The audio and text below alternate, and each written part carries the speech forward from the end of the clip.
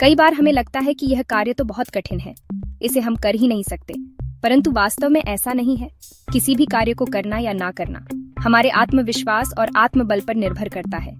हर व्यक्ति में अनदेखी अपार शक्तियां छिपी होती हैं, बस जरूरत है उन शक्तियों को पहचानने की। आज इसी बात को मैं हनुमान जी के माध्यम से आपको समझाने का प्रयास करती हूँ। अगर आपको मेरी बातें अच्छी लगे तो मेरा चैनल सब्सक्राइब करें और ज्यादा से ज्यादा लाइक और शेयर करें। रामायण में हनुमान जी का जीवन हमें सिखाता है कि हमारी शक्ति और सामर्थ्य हमारी सोच और आत्मविश्वास पर निर्भर करती है। यह कहानी उनके अद्वितीय साहस और आत्मशक्ति को दर्शाती है। लंका जाने से पहले राम और उनकी वानर सेना को यह पता चला कि सीता माता लंका में रावण की कैद में है। जब सीता माता का संदेश लाने की बात आई तो किसी को नहीं पता था कि इतना विशाल समुद्र पार कैसे किया जाए।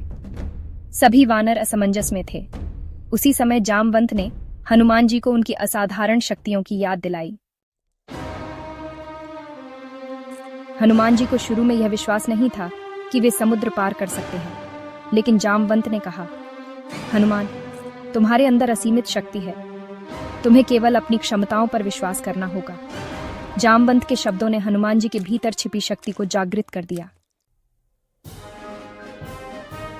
हनुमान जी ने अपने अंदर के संदेह को त्याग दिया और पूर्ण आत्मविश्वास के साथ समुद्र की ओर देखा।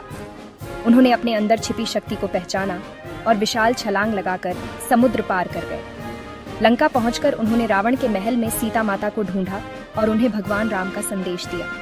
इसके बाद उन्होंने लंका को अपनी शक्ति का परिचय दिया, अशोक वाटिका को ध्वस्त किया और रावण के पुत्र अक्षय कुमार को पराजित किया।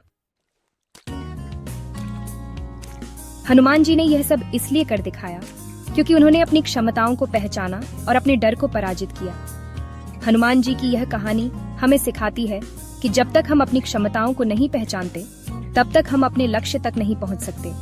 आत्मविश्वास, निष्ठा और साहस के साथ किसी भी चुनौती को पार किया जा सकता है। हनुमान जी का उदाहरण हमें यह याद दिलाता है कि हर इंसान के अंदर असीमित शक्ति होती है, जरूरत है तो सिर्फ उसे पहचानने और सही समय पर उपयोग करने की।